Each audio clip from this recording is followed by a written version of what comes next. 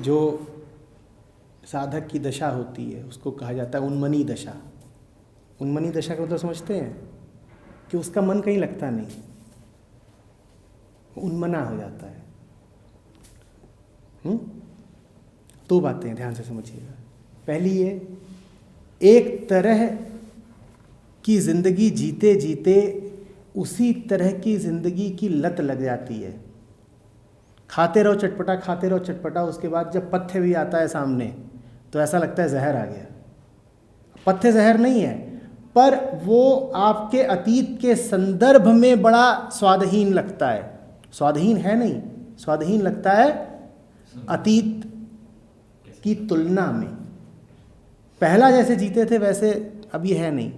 इसका ये अर्थ नहीं है कि वो जो आपके सामने है वो मूल्यहीन है कि अर्थहीन है, वो आपके लिए बड़ा कीमती है। पर आप जिस ज़बान से उसका मूल्य कर रहे हो वो ज़बान ज़रा बिगड़ी हुई है, उसकी आदत ख़राब है। अगर उत्तेजना की लत लगी हो तो जब शांति मिलती है तो शांति ऐसा लगता है कि मरघट की शांति है। ज़्यादातर लोग तो शांति बर्दाश्त भी नहीं कर सकते। यहीं ऋषिकेश में वाकया याद आता है, नीर झरना है, उस पर हम ऊपर चढ़ते इसलिए थे क्योंकि उसमें कई तल हैं। ऊपर चढ़ते जाओ, एक तल पे झरना है, फिर एक और तल पे एक और है, फिर एकदम ऊपर भी है। जितना ऊपर चढ़ते जाओ उतना लोग कम होते जाते हैं। वहाँ हम जाते ही इसलिए थे कि लोग कम मिलेंगे। We are talking about particular waterfall. Waterfall in many stages, layers. So every successive stage is more rarely populated. The people there are thinner. So we were descending after spending a good time there. And we met some people along the way. And what was the question they asked us? I don't know who was with me then. What was the question? Crowd कैसा है भाई साहब, ऊपर crowd कैसा है? A place that is meant to give you peace is being assessed by crowd कैसा है। आप अपनी मूल्य देख रहे हैं, आप अपने पैमाने देख रहे हैं, मापदंड समझ पा रहे हैं क्या है। आप ये नहीं पूछ रहे शांति कितनी है, आप वहां भी मूल्यांकन इस आधार पे करेंगे कि क्राउड कैसा है, कितना है। वो हमसे ही जानना चाहते थे कि रंग बिरंगे लोग हैं कि नहीं, उछलती कूदती तितलियां हैं कि नहीं। भाई साहब क्राउड कैसा है? जवाब क्या दिया था याद नहीं आ रहा, दे भी ना पाए होंगे शायद। यक्ष प्रश्न है।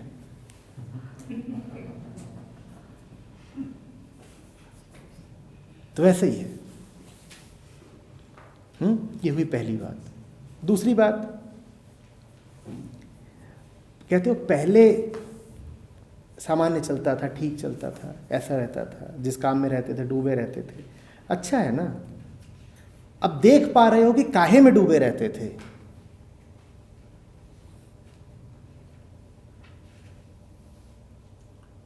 कोई नशे में ही डूबा रहता हो, और नशे में डूबना सबसे आसान है। इनफैक्ट डूबा और किस चीज़ में जाएगा। कोई नशे में ही डूबा रहता हो तो अच्छा है ना कि वो देखे कि किस में डूबे हुए थे। कुछ समय तक ये बीच की हालत चलेगी, चलने दो। इस बीच की हालत के रहते कदम पीछे मत खींच लेना, मुड़ मत जाना। और ये हमेशा से होता रहा है कि जो लोग इस रास्ते पर चलते हैं वो ज़रा आगे जा कर के पीछे मुड़ लेते हैं, क्योंकि आगे जो है उससे वो अपरिचित हैं। पीछे जो कुछ है भले ही दुखदाई है लेकिन जाना हुआ है। तो आप कहते हो कि अपरिचित आनंद से भला है परिचित दुख। ऐसे लोगों को कृष्ण ने कहा योग भ्रष्ट, कि जो योग की दिशा में जा रहे थे और रास्ते में ही उनके कदम कप गए तो मुड़ लिए वापस। ये मत कर लेना, जिधर को जा रहे हो चलते रहो।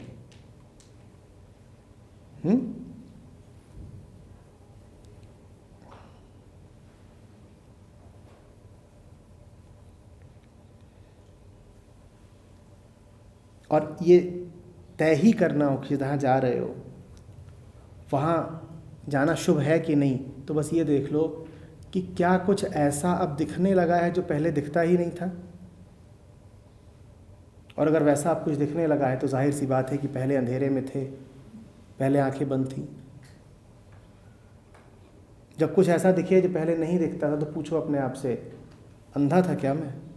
बात तो जाहिर तब भी थी, सामने तब भी थी, मेरी दृष्टि पकड़ क्यों ना पाई?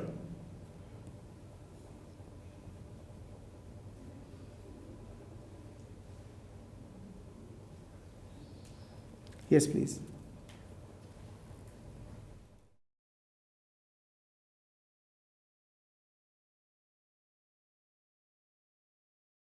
टालना ना अच्छा होता है ना बुरा होता है। कोई भी कर्म ना अच्छा है ना बुरा है, वो निर्भर करता है कि आप कहाँ से उस कर्म को कर रहे हैं। संत होता है, उसको गुस्सा आता है, गुस्से को टाल देता है। और मूढ़ होता है, उसको ज्ञान आता है, वो ज्ञान को टाल देता है। निर्भर इस पर करता है कि आप क्या टाले दे रहे हैं।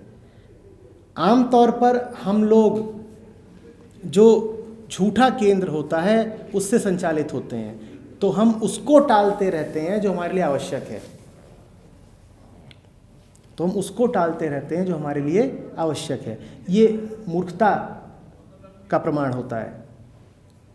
आप जाइए किसी के घर और आप पाएं कि वो सारा कूड़ा कचरा काम कर रहे हैं और जो आवश्यक है उसको टाले दे रहे हैं। आप उनसे पूछेंगे आप ये क्यों कर रहे हो, कहेंगे वो हम इसलिए कर रहे हैं कि कूड़ा कचरा निपटा दें ताकि भविष्य में अच्छे के लिए हम पूरी तरह उपलब्ध हो जाएं। और ये तर्क हम सब देते हैं कि नहीं देते हैं? हम कहते हैं ये सब बेकार का काम है, जल्दी निपटा दो, ये सब घरेलू काम है, इनको निपटाओ निपटाओ निपटाओ, ताकि 4 घंटे बाद किसी अच्छे काम के लिए समय निकले। वो 4 घंटे बाद कभी आता नहीं, तुम बस वही घरेलू कचरा ही निपटाते रहते हो। ये उलझे हुए मन की निशानी है कि वो सत्य को आगे टालता है, वो शांति को आगे टालता है। लोग मिलेंगे ना, वो कहेंगे रिटायर हो जाएं, उसके बाद किताब लिखेंगे। अभी क्या किया गया है? जो आवश्यक था उसको आगे टाल दिया गया है। उनसे पूछो भाई साहब अभी क्या करेंगे, कहेंगे नहीं अभी सब्जी लानी है, रेरुआ सस्ता चल रहा है।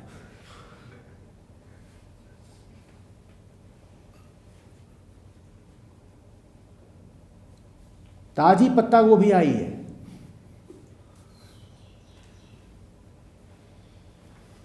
तो अभी ये सब करना है। और कविता कब लिखेंगे, किताब कब छपेगी? रिटायरमेंट के बाद। तो आप भी तो यही कर रहे हैं। अभी क्या करना है? अभी जितने कचरा काम हो, जितनी गंदगी हो, उसमें नहा लो, then I will take an early retirement. उलझा हुआ मन जो सार्थक है उसको टालता है। जो सुलझा हुआ मन है वो भी टालता है। वो किसको टालता है? जितनी भी मूर्खताएं हैं वो उनको टाल देता है। उसको क्रोध आएगा, वो देखेगा कि क्रोध की वृत्ति छा रही है, वो कहेगा हाँ ठीक है गुस्सा करेंगे, कल निपटेंगे बच्चों तुमसे, कल। अब कल तक गुस्सा शांति हो जाएगा। उसको वासना चढ़ेगी, वो कहेगा ठीक है हाँ आ रहे हैं, तोड़ेंगे बिस्तर, पहले ज़रा कुछ और निपटा लें काम। और काम निपटाते रहते इतना थक जाओगे कि हो गया, फिर बच गया बिस्तर। टालने में कोई बुराई नहीं है, टालो, पर सही केंद्र से टालो तो सही चीज़ टालोगे। टालना अच्छा है, बहुत अच्छा है अगर तुम अच्छे हो, और टालना बहुत बुरा है अगर तुम बुरे हो। प्रोक्रेस्टिनेशन कोई बीमारी नहीं होती। प्रोक्रेस्टिनेशन बहुत बड़ी दवाई भी हो सकती है। टाल दो अपनी बीमारियों को, बहुत प्यारी बात है। माया आए, लालच दिखाए, टाल दो, बोलो हाँ ठीक है आएंगे, let's meet some other date.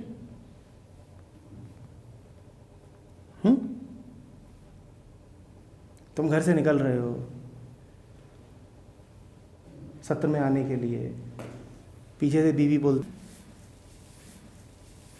आज झुमका नहीं दिलाओगे, आज नाटक नहीं दिखाओगे, चलो नाच देखने चले। अब टाल तो तुम दोनों ही चीज़ें सकते हो ना। सत्र भी टाल सकते हो और झुमका झूमर भी टाल सकते हो। देख लो कि तुम क्या टाल रहे हो, दोनों में से एक को तो टालना पड़ेगा। क्या टाल रहे हो?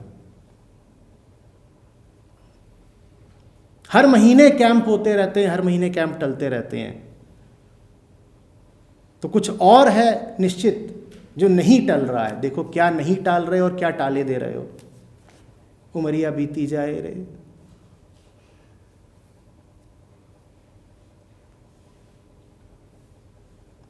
कुछ ना कुछ तो टलेगा, क्योंकि a man cannot serve two masters. या तो इधर वफादारी कर लो या उधर वफा निभा लो, चुन लो किधर चुननी निभानी है। कुछ तो टलेगा।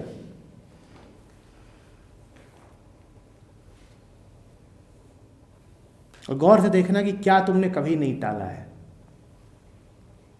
घर में झाड़ू देना तुम नहीं टालते, कैंप टाल देते हो।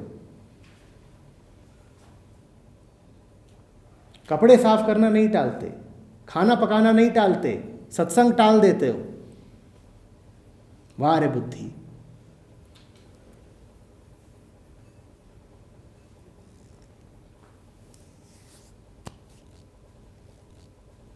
एक बार नहीं है, मजेदार है, याद आ गया। छोटा था, शादी में गया था, तो खाने बैठा। मुझे क्या पता ये कौन से लोग हैं, कहाँ के हैं। पूरब के सब लोग थे, वहाँ पत्तल बिछा, सब नीचे पालथी मार के खाने बैठे। तो उसमें 2 सब्जियां जो थीं वो तो बिल्कुल मेरे स्वाद की। एक मटर की थी बढ़िया, और एक भिंडी, दोनों मुझे पसंद। और एक थी परवल, बिल्कुल मुझे वो नागवार रहती है परवल। तो कोई बड़े थे साथ में, उन्होंने कहा सब निपटाना है। तो मैंने कहा इसमें से जो सबसे घटिया है सबसे पहले उसको निपटा दें, बाकी सब स्वाद ले लेके मज़े में खाएंगे। तो मैंने निपटाई परवल। जहाँ निपटाई परवल तहाँ एक बाल्टी लेके आ गया। उसने कहा परवल निपट गई, लो और लो।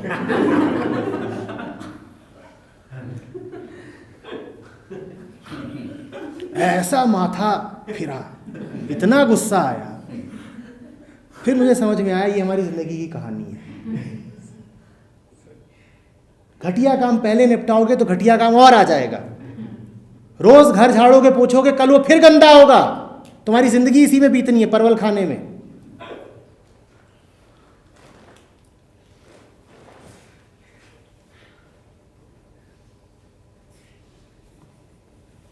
घटिया कभी निपटता नहीं, और आता है। झाड़ू पोछे कोई अंत है? जो झाड़ू पोछे से बचे वही संत है।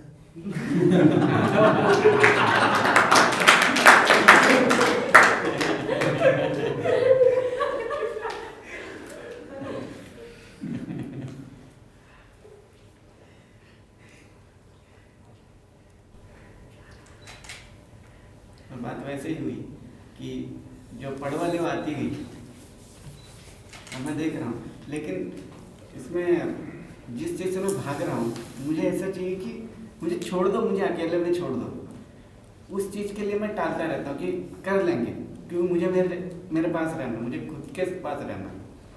लेकिन चीज़ें ऐसी पड़वल आती जाती हैं कि खुद को मतलब आ ही नहीं पाता। फिर मैं सैटरडे संडे ढूंढता हूँ कि कैसे मुझे सैटरडे संडे मिल जाए कि एटलीस्ट तब ऑफिस कहें कि अब तो तुम मुझे कॉल नहीं कर सकते। फिर मैं अकेला मेरे साथ बैठा। और मैं पक्का बताता हूँ, जो 5 दिन बहुत जम के काम करते हैं ना, वो इतने उपयोगी हो जाते हैं, इतने वो उत्पादक हो जाते हैं कि उनको बाकी 2 दिन भी कॉल आती है, उन्हीं को आती है। जिसने 5 दिन ना काम किया हो उसको बाकी 2 दिन काहे कोई कॉल करेगा? उसने किया क्या है कि और कॉल की जाए उसको? वही होता है। सैटरडे रात को 3 बजे कॉल। 3 बजे कॉल, बताओ। और निपटाई होगी जरूर, टाली थोड़ी होगी। ऐसी चीज़ें टाला करो। बीवी ने तुम्हारी हाथ में फोन है, तुम्हारे बॉस का फोन, उनको ही टाल दीजिए। बीवी को सबसे पहले टालिए। और बीवी आएगी तो मैं कहूँगा कि पति को सबसे पहले टालिए। मैं भेदभाव नहीं करता, भेदभाव मैं बिल्कुल नहीं करता। मतलब नाकाम क्या हो जाए।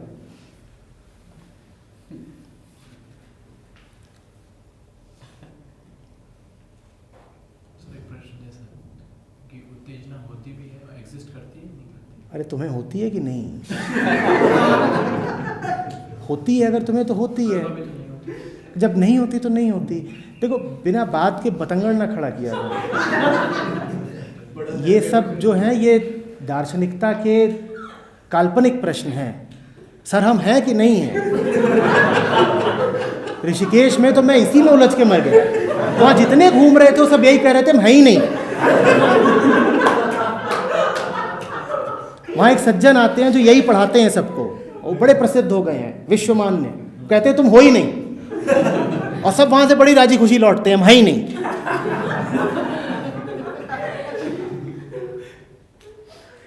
और जिन किसी को थोड़ा शक रहता है हमें, वो पूछते हैं हम हैं कौन, कौन हूं मैं। ये व्यर्थ की बातें हैं। अपनी हकीकत को देखो। खा रहे हो, पी रहे हो, उठ रहे हो, गिर रहे हो, तुम हो नहीं, तुम हो नहीं, वास्तव में तुम हो नहीं।